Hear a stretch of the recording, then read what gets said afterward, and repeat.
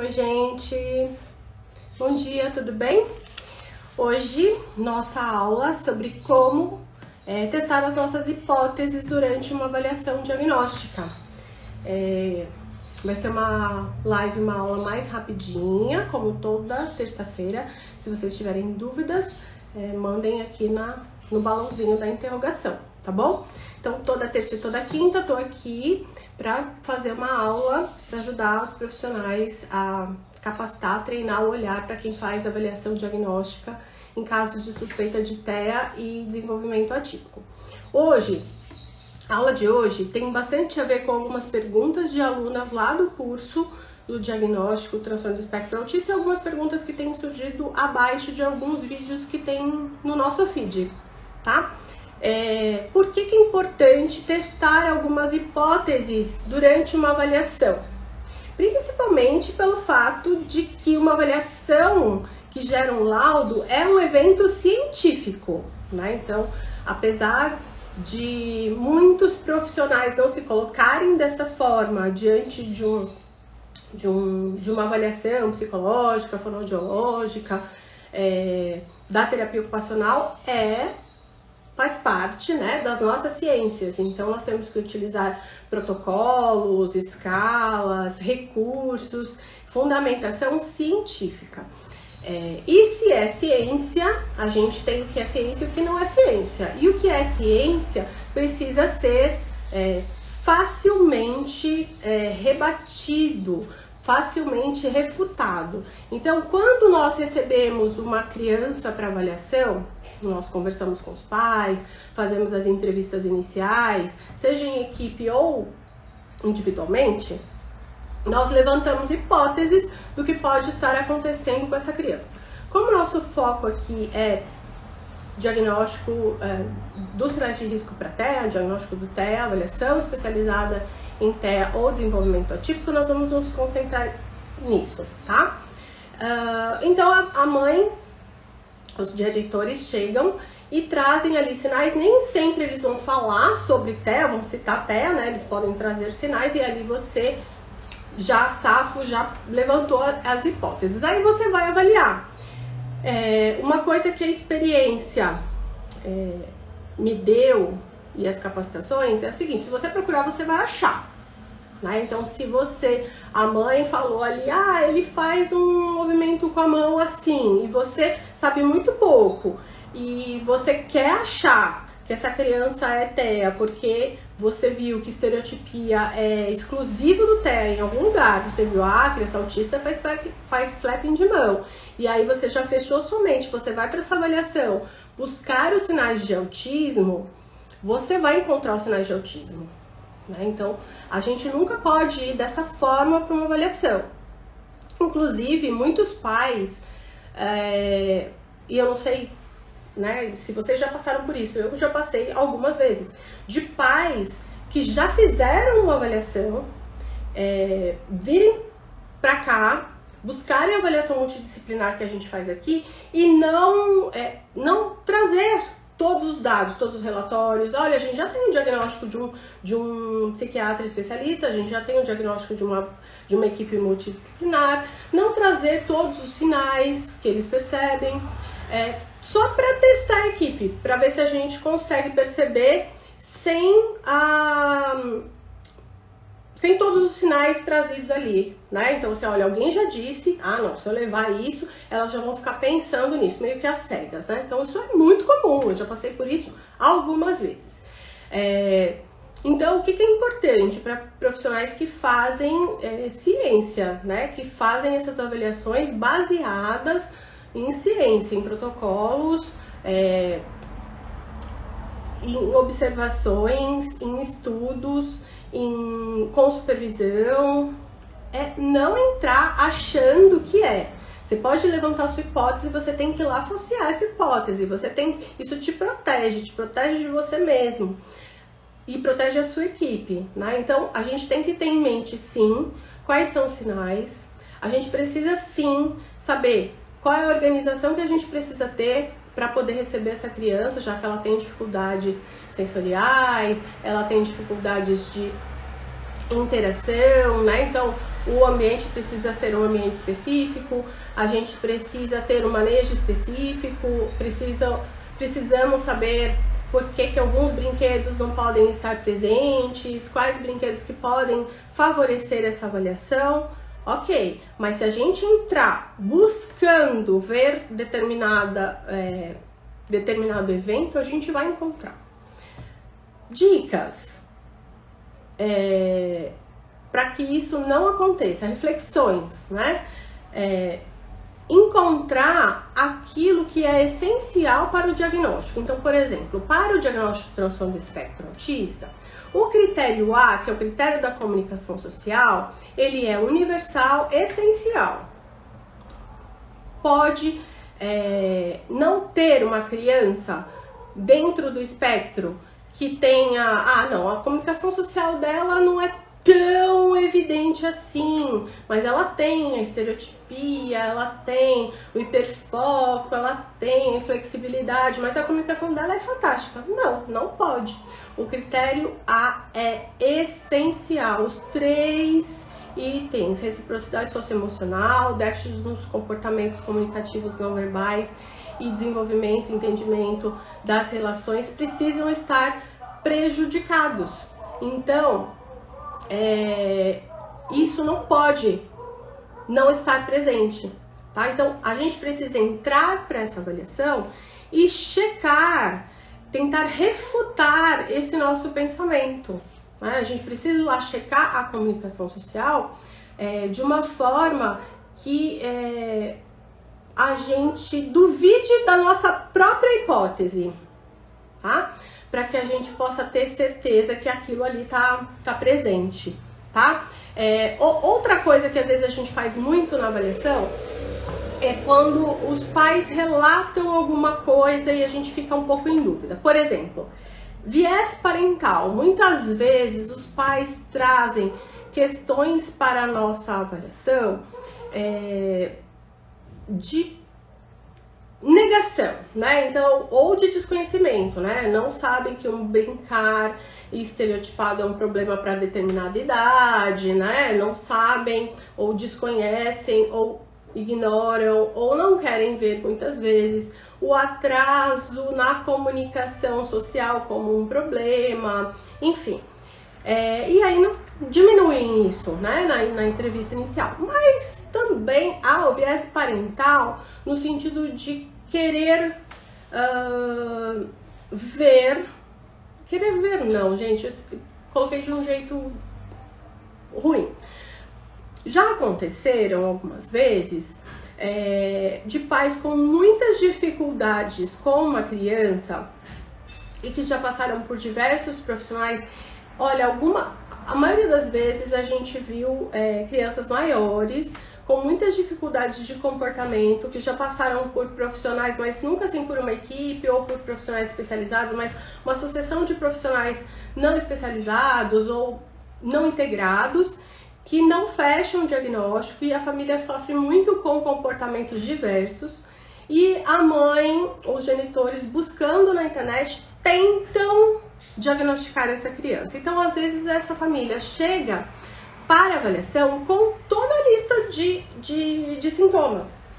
E ela tá ali na busca, né? Tentando encontrar algo que justifique os comportamentos do seu filho ou que dê uma solução, ponto final para que inicie as intervenções. Não que ela queira que a criança seja TEA ou outro diagnóstico qualquer, mas ela quer um ponto de partida para iniciar as terapias ou uma resposta para aqueles comportamentos. Então, nós já pegamos alguns casos que a mãe traz que a criança tem seletividade, que a criança tem hiperfoco, que a criança é obcecada por algumas coisas, que a criança não responde ao nome, que a criança não engaja nas brincadeiras, enfim, vários sinais, e a gente esperando uma criança, né, dentro do espectro, né, quase que clássica. E quando a gente recebe a criança não parece com aquilo que o pai trouxe. Mas a gente precisa também testar algumas coisas ali que foram trazidas, né? Então, por exemplo, Ah, a criança, ela é obcecada por tablet, né? Ah, diante de um tablet ela não brinca com as crianças, ela larga tudo, ela fica 24 horas, ela não brinca comigo, ela não responde ao nome, quando ela tá com o tablet na mão ela fica agressiva. A gente leva o tablet para dentro da sessão, pensado, controlado, tem uma série de procedimentos, uma série de coisas que a gente tem que fazer, mas sim, a gente leva um tablet, um celular, a gente deixa lá no meio da caixa, a gente observa como que a criança se coloca, ou então eu esqueço o meu ali no chão e vejo como que a criança, o meu desbloqueado ali no chão, vejo como que a criança se coloca frente àquela surpresa ali no chão. Outras coisas que a gente já fez, a gente já colocou pedra, né? Teve um caso que os genitores relataram que a criança tinha um comportamento bizarro de pegar tudo quanto é pedra e guardar tudo quanto é pedra e andar com pedra. Mesmo diante de brinquedos, a criança preferia pedra, a gente pegou algumas pedras, saiu caçando na nossa casa, pedra em vaso, pedra na rua, levou pra sessão. E a criança não preferiu as pedras do que os brinquedos, e a criança engajava, e a criança brincava, enfim. Então, a gente também precisa levar em conta esse viés parental ao contrário, né? Então, são exemplos de testes que a gente faz. Um outro teste bastante importante que a gente faz é o teste com pares. Então, a gente, diante dessa situação de pandemia, que as escolas estão online, fechadas, que a gente não pode observar muitas vezes a criança em interação com outras crianças, que é essencial para a avaliação, a gente propicia essa interação aqui, né? Então, ou com outro paciente, ou a gente traz alguém, um sobrinho ou filho, é importante que seja a idade seja ali compatível, mas a gente observa isso também. Então é muito importante que a gente possa tentar refutar, tentar observar isso, né? Mas tentar refutar as hipóteses para ter certezas, além dos vídeos, né? Então tem os vídeos caseiros, a gente também pede vídeos que são vídeos mais estruturados. Então, diante da dúvida, sim, ele responde ao nome, mas aí ele não responde ao nome pra gente aqui, nos vídeos caseiros a gente não vê respondendo ao nome, e aí a gente pede pros pais montarem ali uma estrutura, a gente dá direcionamento, e o pai faz esse teste, olha, faça assim, assim, assim, ele filma, e aí ele filma e manda pra gente, tá? Gente, tá passando um carro do ovo aqui, vocês abstraiam, deixa eu ver se tem alguma pergunta.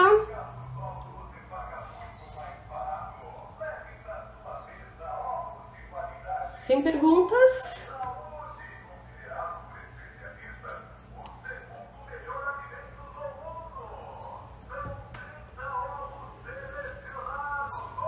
Tô vendo aqui na caixinha. Bom, gente, se vocês não têm perguntas, eu vou encerrar a nossa live relâmpago. Ah, Terezinha, quais instrumentos eu posso utilizar na avaliação de uma criança com traços de TEA, com sinais de TEA de 9 anos? Terezinha, eu vou te fazer uma pergunta. Você já faz avaliação de TEA de crianças menores? Se você já faz, se você já é capacitada, ou seja, se você já sabe o que é preciso para fazer essa avaliação de crianças TEA menores, eu tenho um curso para adolescentes e adultos, né? Na mesma plataforma que eu tenho o curso de crianças, né, que é até 4, 5 anos, eu tenho um curso que a gente chama de curso avançado, na verdade é um módulo avançado que eu recomendo somente para as pessoas que fizeram um curso inicial. Agora, se você já tem experiência, se você já avalia, se você já sabe tudo o que tem que ser feito com as crianças, aí tudo bem fazer esse curso avançado. Por que eu digo isso? Porque nesse curso avançado eu não ensino tudo o que é preciso para fazer com a criança, que é essencial para você poder entender a avaliação do adolescente e do adulto, tá? Lembrando que o transtorno do espectro autista é um transtorno do neurodesenvolvimento infantil. Não sei se vocês assistiram a live com o Dr. Daniel aqui, que ele diz, né, não existem muitos profissionais especializados em TEA adolescente e adulto, porque é um transtorno do neurodesenvolvimento infantil. Então, normalmente são, por exemplo, psiquiatras da infância e que acabam estudando adolescência e na fase adulta, tá? Então, o ideal é que você tenha já experiência ou uma capacitação para essa prática com as crianças, porque são algumas mudanças que a gente faz na forma de organizar o ambiente, a estrutura, a entrevista para o adolescente, tá? O curso tá na mesma plataforma que o curso de crianças. E se você quiser, manda um direct que a gente manda o link. Então, Terezinha, eu falo no curso, tá bom? Não são instrumentos, é uma forma de avaliação, são protocolos. A gente utiliza recursos e uma forma de interação com esses recursos para poder avaliar isso qualitativamente. Não existem instrumentos de avaliação, tá? Nem para crianças, nem para adolescentes e adultos. O diagnóstico do transtorno do espectro autista, ele é observável, observação de sinais e sintomas através da interação, tá? Então, o que existem são escalas de rastreio de sinal, mas aí não é diagnóstico, tá? Agora, para adolescente e adulto tem muito pouca coisa, porque isso é um transtorno infantil, então existem muitas escalas infantis.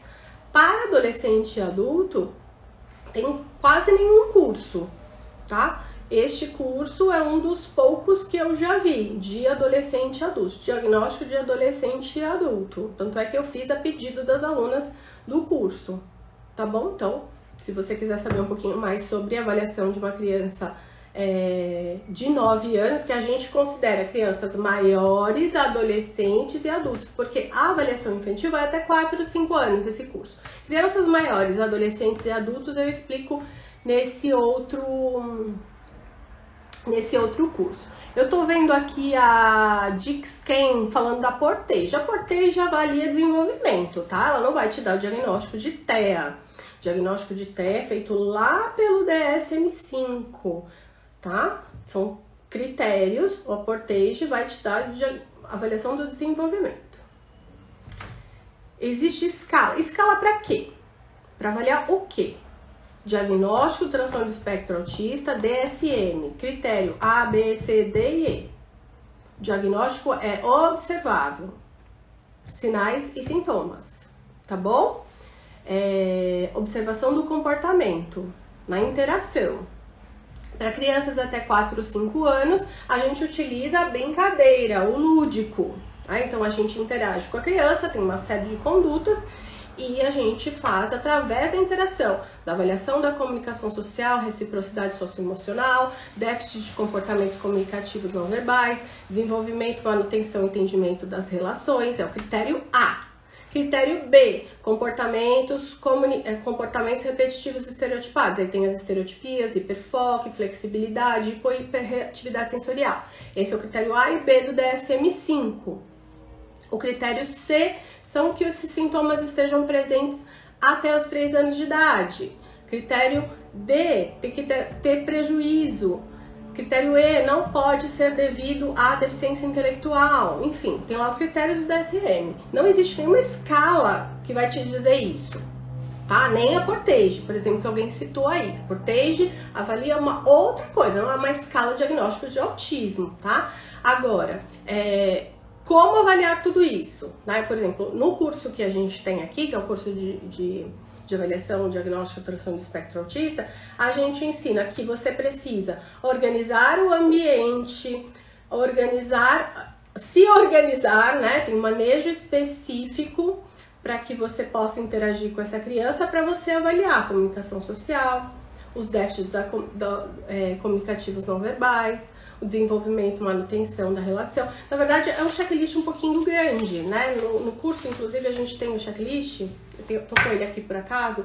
Não, esse checklist, ele não é exaustivo, ele é só organizado pedagogicamente, com base no DSM-5, para você poder, nas suas observações lúdicas, checar todos os critérios, né? Então, por exemplo, esse é o checklist que a gente disponibiliza no curso, e aí dentro do checklist tem tudo que você tem que testar com a criança, né? Então, por exemplo, sorriso social, tá adequado? Tá parcialmente adequado? Tá ausente? Resposta ao nome, tá adequada? Tá parcialmente adequada? Tá inadequado ou tá ausente? Aproximação social, adequada? Parcialmente adequada? Tá ausente?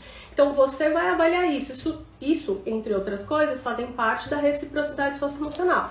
Isso você avalia na criança até 4, 5 anos, mas você também avalia na criança de 9. Só que uma criança de 9 talvez não brinque tanto. Por isso que foi criado esse outro curso que eu tô te falando, que é para crianças maiores, adolescentes e adultos, que a gente avalia a reciprocidade socioemocional de outras formas, né? Ele não vai sentar no chão e brincar com um carrinho, com bola, com máquina fotográfica, né? Então tem um outro manejo, tá? Mas não é com escala, tá? Escala é uma forma de autorrelato, então ele vai ler e vai responder sobre si mesmo. É uma das formas, na verdade, de coleta de informação. Ou alguém vai responder por ele. Ah, ele é assim ou é assado.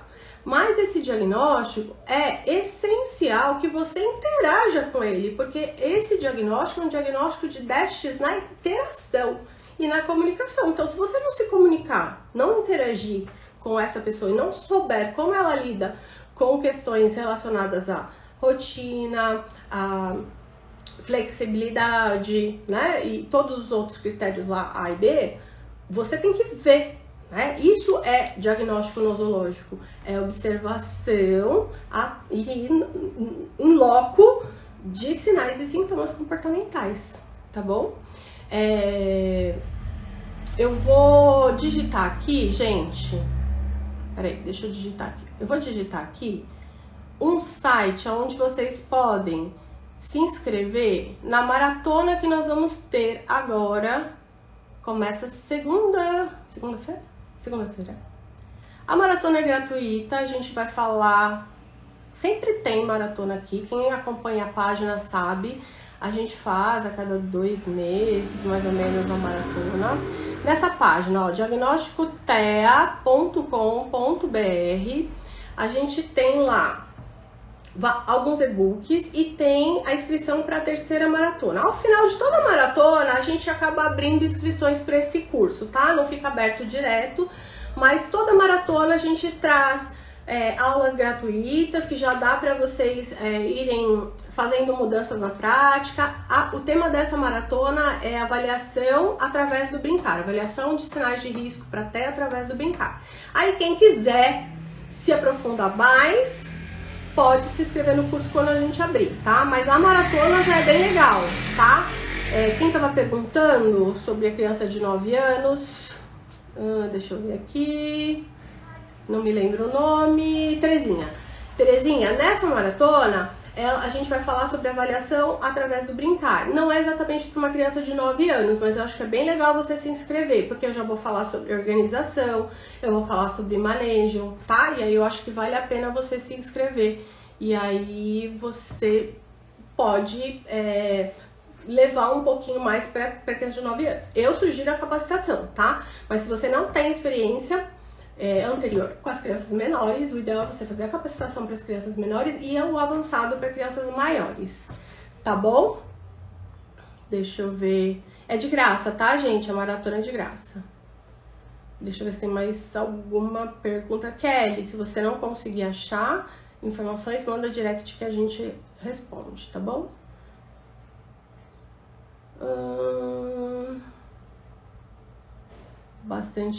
Bastante pais, né, de crianças com TEA. O foco maior das nossas aulas, das nossas lives, até por conta da minha experiência, da minha maior atuação, é em diagnóstico, não tanto intervenção, né? Eu vejo que entra bastante mãe, bastante pai pedindo dica, né, de intervenção, apesar de eu também trabalhar com intervenção, mas a minha maior área de especialização, de estudo, como supervisora, como diretora aqui do Instituto e supervisora da equipe multidisciplinar, é em avaliação. Então, vocês sempre vão me ouvir falar aqui nas lives sobre avaliação, né, e menos sobre intervenção. Bom, gente, por hoje é isso. Resumo aqui da nossa live. Não entrem para uma avaliação com visão de minhoca, né? A gente precisa sempre entrar numa avaliação questionando as nossas próprias hipóteses. Senão a gente vai ver aquilo que a gente quer ver. Eu vou dar um exemplo para vocês, pessoal. Eu tenho gêmeas. Eu nunca vi tanta gêmea na minha vida. A partir do momento que eu fiquei grávida de gêmeas, eu só via gêmea. Tinha gêmea no meu condomínio, gêmeos no meu condomínio, que eu nunca tinha visto antes. Então a gente tem uma tendência a canalizar aquilo que a gente tá no momento. O carro de vocês, né? O carro de vocês é, sei lá, um Fox vermelho. Com certeza vocês prestam mais atenção, canalizam a atenção de vocês pro carro de vocês. Vocês veem outro carro parecido com o de vocês na rua, passando do lado, e outros carros vocês não se atentam tanto. Ou o carro de alguém que vocês têm uma relação afetiva, né? Olha, o carro é igual daquela pessoa. Então, quando a gente entra com esse olhar, né, de buscar, ou para comprovar, ou até, gente, por conta de questões aí, por isso que é tão importante que quem trabalha com saúde mental faça terapia, cuide da própria saúde mental, porque às vezes pode ser que o profissional fique com dó dessa família e aí não queira ver sinais. Isso também pode acontecer, né? Então é importante, faça terapia, que faça supervisão.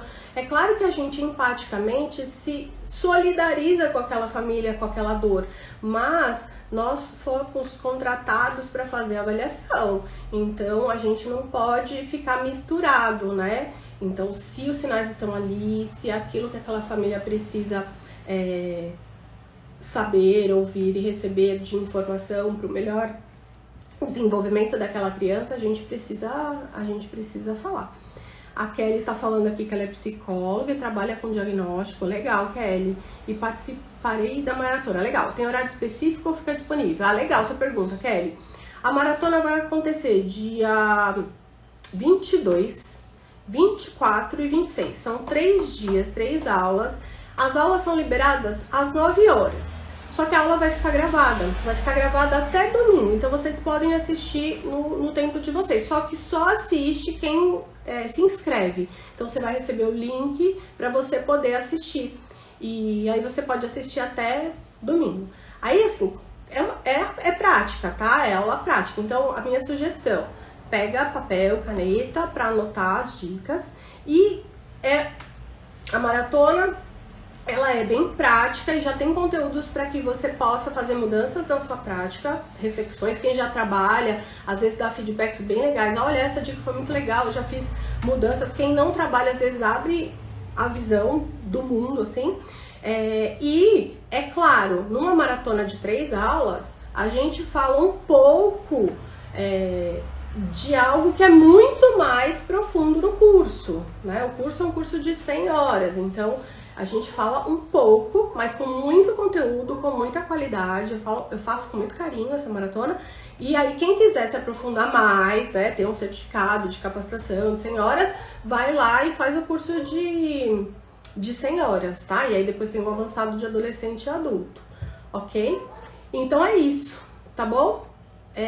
Não tem horário específico, as aulas são liberadas às 9, mas você tem uma semana para assistir. O que é legal, Kelly, é de poder assistir na hora ou tentar... Não são longas as aulas não, tá? Elas são bem práticas e curtas, assim. Que eu fico disponível respondendo dúvida, né? Então, poder interagir com as outras pessoas e tirar dúvida comigo também é bem legal. É isso, Simone. É da BJ Jalecos, tá bom? Nossa parceira também. A gente adora os jalecos deles. Eu vou lá, tá, gente? Eu tô aqui no meio dos atendimentos e almoçar pra continuar atendendo, tá bom? Quinta-feira, a live... Eu vou postar daqui a pouco qual que é o tema, porque eu esqueci. Cabeça. Tá bom, gente? Tchau! Até quinta!